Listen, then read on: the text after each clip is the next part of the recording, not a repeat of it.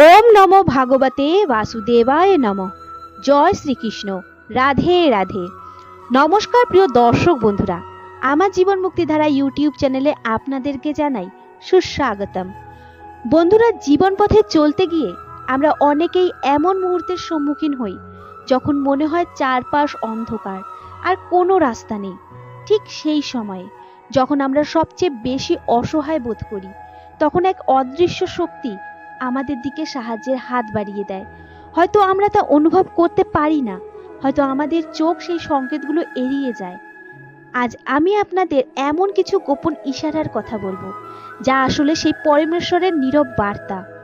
যখন তিনি চান আমরা ভেঙে না পড়ি, যখন তিনি চান আমরা আবার নতুন করে শুরু করি, তখন তিনি কিছু বিশেষ অনুভূতি, কিছু অপ্রত্যাশিত ঘটনা আমাদের জীবনে ঘটিয়ে থাকেন। অনেকে হয়তো বলবেন এ সবই কাকতালীয়, কিন্তু গভীরভাবে দেখলে বুঝবেন এই আপাত দৃষ্টিতে সাধারণ ঘটনাগুলোর মধ্যেই লুকিয়ে আছে এক গভীর অর্থ, এক ঐশ্বরিক তত্ত্বাবধান।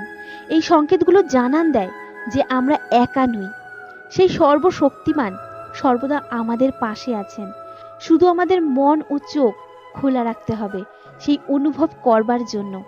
আসুন সেই 8টি বিশেষ সংকেতের দিকে আলোকপাত করা যাক, যা প্রমাণ করে যখন ভগবান আপনার সহায় হন তখন আপনার জীবনে কি ধরনের পরিবর্তন আসতে শুরু করে।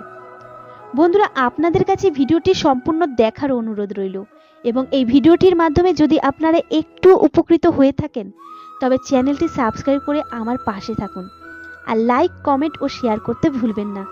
কমেন্টে জয় শ্রীকৃষ্ণ, রাধে রাধে লিখে আমাদের সমর্থন জানাবেন। বন্ধুরা, কখনো কি ভেবেছেন ঈশ্বর কোথায়? আমাদের ধর্মগ্রন্থ কিন্তু এর উত্তর সুস্পষ্টভাবে দিয়েছে 8টি বিশেষ চিহ্নের মাধ্যমে। জানেন কি সেই ইঙ্গিতগুলো কি? আসলে এই বিশ্ব ব্রহ্মাণ্ডের প্রতিটি কণায়, প্রতিটি জীবের অন্তরে তিনি বিরাজমান। আমরা প্রত্যেকেই সেই মহান সত্তার অংশ। তবে হ্যাঁ, আমাদের স্বতন্ত্র সত্তা রয়েছে, ইচ্ছাশক্তির স্বাধীনতা রয়েছে, কিন্তু মায়ার জালে আবদ্ধ হয়ে আমরা জাগতিক সুখের মোহে পথভ্রষ্ট হই, ভুলে যাই আমাদের মূল পরিচয়। আর ঠিক তখনই এক স্নেহময় পিতা যেমন সন্তানকে সঠিক পথে ফেরানোর জন্য মৃদু শাসন করেন, তেমনই ভগবানও বিভিন্ন পরীক্ষার মাধ্যমে আমাদের জীবনের কষ্টের আনয়ন করেন। এর একটাই উদ্দেশ্য, আমরা যেন আবার সেই পরম পিতাকে স্মরণ করি। তাই জীবনে যখন দুঃখ আসে তখন আমাদের হৃদয় আপনা থেকেই তার দিকে ধাবিত হয়। বন্ধুরা, জীবনে সুখ দুঃখের আনাগোনা তো লেগেই থাকে। কেউ হয়তো এর জন্য বিধাতাকেও দায়ী করেন, তবে এটা আমাদের মনে রাখতে হবে, আলো যেমন আঁধারের পরেই আসে, তেমন ওই দুঃখের পর সুখের আগমন স্বাভাবিক। যখন আমাদের জীবনে সুখের সময় আসে তখন আমাদের উচিত একটু সতর্ক থাকা, আনন্দের ঢেউয়ে ভেসে গিয়ে আমরা যেন মায়ার জালে জড়িয়ে না পড়ি। আবার যখন কষ্টের ঘনঘটা নেমে আসে তখন ধৈর্য ধরাই আমাদের প্রধান কাজ। তবে সমাজের বহু সংখ্যক মানুষ এমনও আছেন যাদের জীবনে দুঃখ যেন পিছু ছাড়তেই চায় না। দিনের পর দিন কষ্ট পেতে পেতে তারা হয়তো ঈশ্বরের ওপর বিশ্বাস হারাতে শুরু করে। তাদের মনে প্রশ্ন জাগে, ভগবানের ভালোবাসা কি তাদের জন্য নয়? আজ এই ভিডিওটির মাধ্যমে আমি আপনাদের মনের এই দ্বিধা দূর করতে 8টি বিশেষ সংকেতের কথা বলবো। এই সংকেতগুলোর কথা জানলে আপনি বুঝতে পারবেন যে পরম করুণাময় ভগবান সত্যি আপনার প্রতি সদয়। যদি এই 8টি সংকেতের মধ্যে একটিও আপনার জীবনে অনুভূত হয়ে থাকে তাহলে কমেন্ট বক্সে জয় শ্রীকৃষ্ণ লিখে আপনার অনুভূতি শেয়ার করতে পারেন। আসুন বন্ধুরা, জেনে নেওয়া যাক সেই 8টি শুভ সংকেতের কথা। বন্ধুরা, প্রথম সংকেতটি হয়তো একটু ধাঁধার মতো শোনাবে, তবে গভীরভাবে ভাবলে এর অর্থ উপলব্ধি করা যায়। যদি দেখেন আপনি আন্তরিক প্রচেষ্টা ও অক্লান্ত পরিশ্রম করা সত্ত্বেও প্রতিটি পদক্ষেপে হোঁচট খাচ্ছেন, ব্যর্থতা যেন আপনার নিত্য সঙ্গী হয়ে উঠেছে, তবে সম্ভবত ভগবান আপনার প্রতি বিশেষভাবে সদয়। হ্যাঁ, আপাত দৃষ্টিতে এই বিষয়টি বিপরীত মনে হলেও এটাই বাস্তব। যতক্ষণ না আপনার অন্তরে চোখ খুলছে, যতক্ষণ না আপনি জীবনের গভীরতর উদ্দেশ্যকে চিনতে পারছেন, ততক্ষণ এই আপাত আসাফল্য আপনার পিছু ছাড়বে না। আসলে জীবনে আসা প্রতিটি হতাশা বা ব্যর্থতা আমাদের দুর্বল করার জন্য নয়, বরং আমাদের সুপ্ত শক্তিকে জাগিয়ে তোলার জন্যই আসে। তাই ভগবান এই সংকেতগুলোর মাধ্যমে আমাদের জীবনের পরীক্ষা নিয়ে থাকেন। যেখানে উত্তীর্ণ হওয়া আমাদের জীবনের অভীষ্ট লক্ষ্যে পৌঁছানোর অপরিহার্য। দ্বিতীয় গভীর সংকেতটি হলো আত্মবিশ্বাস নামক ভিত্তিটির সম্পূর্ণ বিলুপ্তি। বন্ধুরা, পরম সত্য এই যে যখন সেই দেবত্ব আমাদের অন্তরে বিরাজমান, তখন এক রহস্যময় কারণে আমরা নিঃসঙ্গতার গভীরতায় নিমজ্জিত হই। এই সন্ধিক্ষণে দিশেহারা পথিক যেমন দিগ্ভ্রান্ত হয়, তেমনই আমরা নিজেদের কর্তব্য নির্ধারণে অক্ষম হয়ে পড়ি। মানসিক অস্থিরতা আমাদের আচ্ছন্ন করে, হৃদয় ভারাক্রান্ত হয় এই বিশ্বাসে যে সহায়তার হস্ত প্রসারিত করার মতন কেউ নেই। এই আধ্যাত্মিক শূন্যতার অনুভূতি এতটাই গভীর হয় যে শত ব্যাকুলতা সত্ত্বেও আমরা আমাদের অন্তরের এই অব্যক্ত বেদনা কাউকে বোঝাতে পারি না। আমরা যার কাছেই আমাদের এই অবস্থার বর্ণনা করি না কেন, সে সম্ভবত এটিকে তুচ্ছ জ্ঞান করবে, আমাদের গভীর মর্মবেদনা উপলব্ধি করতে ব্যর্থ হবে। কারণ এই নিঃসঙ্গতা জাগতিক নয়, এ হলো আত্মার সেই গভীর আহ্বান যেখানে একমাত্র পরমাত্মার নীরব ভাষাই বোধগম্য। তৃতীয় গুরুত্বপূর্ণ সংকেতটি হলো যখন আপনার জীবনের দুঃখ আপনাকে তার চরম শিখরে নিয়ে যাবে। এমন মনে হবে যেন এর চেয়ে ভয়াবহ অভিজ্ঞতা আর কিছুই হতে পারে না। এই পরিস্থিতিতে আপনি দুঃখের গভীরতম তলদেশে স্পর্শ করতে পারবেন। বন্ধুরা, আপনারা মহান সাধকদের জীবন কথা নিশ্চয়ই শুনেছেন। তাদের জীবনে বৈরাগ্য ছিল, অথচ আমরা নিজেরাই নিজেদের জীবনকে বৃহত্তর দুঃখের কারাগারে আবদ্ধ করে রাখি। জাগতিক সুখের মোহ ত্যাগ করে যখন সাধকের মনে ভগবানকে জানার তীব্র আশঙ্কা জন্মায়, তখনই তারা ঈশ্বরের সাক্ষাৎ লাভ করেন।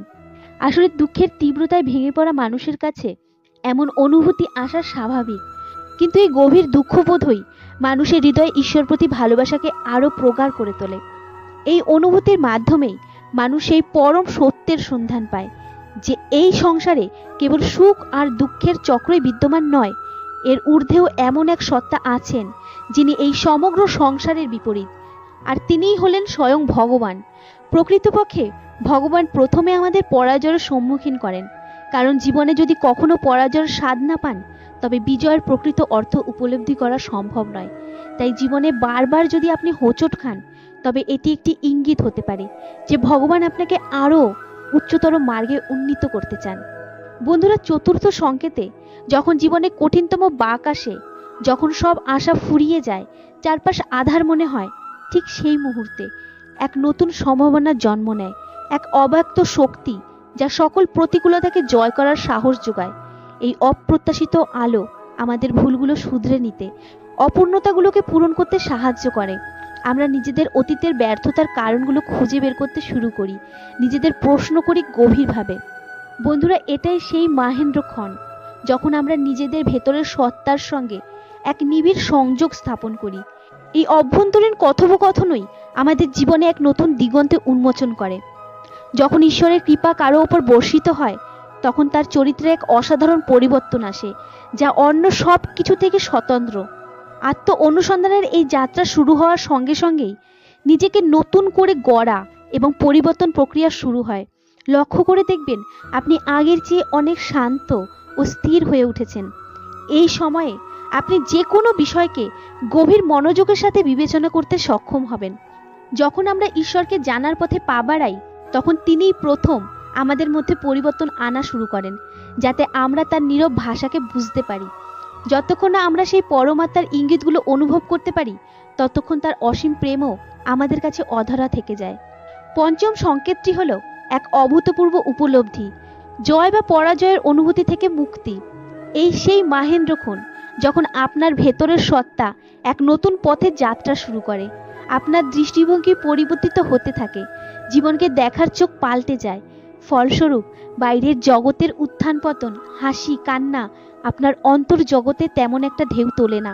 পারিপার্শ্বিকতার অতিরিক্ত উত্তেজনা তখন আপনার কাছে এক মায়াবী নাটকের মতো মনে হয়, যার রোজ নামচার সঙ্গে আপনার ভেতরের স্থিতিশীলতার কোনো যোগ খুঁজে পান না। আপনার সমস্ত মনোযোগ তখন কেন্দ্রীভূত হয় কেবল নিজের ভেতরের উন্নতি সাধনে। এই মানসিক অবস্থাকে শ্রীমদ্ ভগবদ গীতায় স্থিতিপ্রজ্ঞ রূপে বর্ণনা করা হয়েছে। এটি মনের সেই প্রশান্ত অবস্থা যেখানে সুখ দুঃখ, জয় পরাজয়, আনন্দ বেদনার মতো দ্বৈত অনুভূতিগুলোর প্রভাব ক্রমশ স্মিত হয়ে আসে। আপনি তখন কোনো চরম আনন্দে ভেসে যান না, আবার গভীর বিষাদেও তলিয়ে যান না। আপনার ভেতরের ভারসাম্য বজায় থাকে অটুট। ষষ্ঠ সংকেতের অভিজ্ঞতা অত্যন্ত বিরল, যা কেবল সেই ভাগ্যবান আত্মারাই লাভ করেন যারা আধ্যাত্মিকতার গভীরে প্রবেশ করেছেন। কখনো কি আপনার হৃদয়ে এমন অনুভূতি জেগেছে যে আপনি ঈশ্বরের সান্নিধ্যে অবস্থান করছেন, অথবা এমন মনে হয়েছে যে এক অদৃশ্য শক্তি সর্বদা আপনার উপর দৃষ্টি রাখছে? এমনকি মনের গভীরে অজান্তেই ঈশ্বরের সাথে কথোপকথনের অনুভব করছেন কি? এই অনুভূতিগুলি সেই সকল সৌভাগ্যবানদের জীবনে স্তম্ভিত হয় যাদের ওপর দিব্য কৃপা বর্ষিত হয়েছে। যদি এই বিশেষ সংকেতের স্পর্শ আপনি অনুভব করেন, তবে জানবেন এটি স্বয়ং ভগবানের পক্ষ থেকে আসা এক কঠিন পরীক্ষা। এই পরীক্ষায় আপনার বিশ্বাস, ভক্তি এবং প্রজ্ঞার গভীরতা যাচাই করা হবে। জীবনে অর্জিত সমস্ত জ্ঞান এবং উপলব্ধির অগ্নি পরীক্ষা দিতে প্রস্তুত থাকুন। বন্ধুরা, সপ্তম সংকেতটি গভীর রহস্যে আবৃত এক আশ্চর্য উপলব্ধি। যখন কোনো ভাগ্যবান আত্মা ভবিষ্যৎ ঘটনাবলীর পূর্বাভাস লাভ করেন, তখন তা কেবল একটি দৈব দর্শন নয়, বরং সাক্ষাৎ ঈশ্বরের কৃপা। মনে করা হয় এই বিশেষ অভিজ্ঞতা সেই ব্যক্তির প্রতি পরমেশ্বরের নীরব বার্তা বহন করে, আগামী জীবনে শুভ কিছুর আগমন আসন্ন।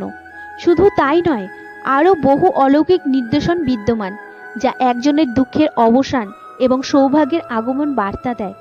উদাহরণস্বরূপ, দেখা গেল কোনো ব্যক্তি দীর্ঘদিন ধরে আর্থিক সংকটে জর্জরিত আছেন, দিশাহীন হয়ে পড়েছেন কিভাবে এই কঠিন পরিস্থিতি থেকে মুক্তি পাবেন।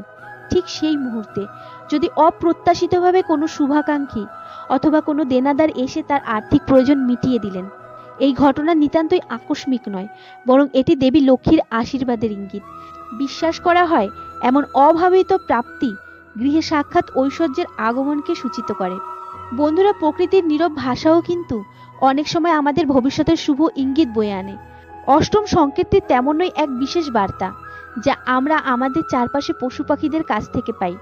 খেয়াল করে দেখবেন, কোনো বানর যদি হঠাৎ আপনার বাড়ির ছাদে কোনো ফলের বীজ ফেলে যায়, কিংবা আপনার বাড়িতে কোনো কোণে যদি পায়রা বাসা বাঁধে, অথবা কোনো বেড়াল বা কুকুর যদি আপনার গৃহে প্রসব করে, এই ঘটনাগুলো কিন্তু নিছক কাকতালীয় নয়।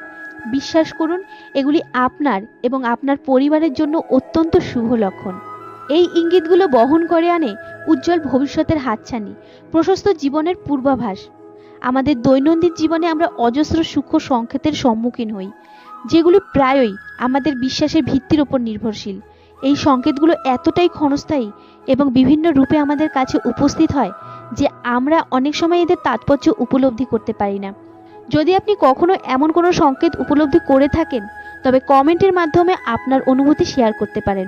বন্ধুরা, আজকের ভিডিওটির মাধ্যমে যদি আপনারা একটু উপকৃত হয়ে থাকেন, তাহলে অবশ্যই লাইক করে দেবেন। কমেন্টে জয় শ্রীকৃষ্ণ, রাধে রাধে লিখে আপনাদের মতামত ব্যক্ত করবেন। আপনারা সকলেই সুস্থ থাকুন, ভালো থাকুন। রাধে রাধে, জয় শ্রীকৃষ্ণ। ধন্যবাদ।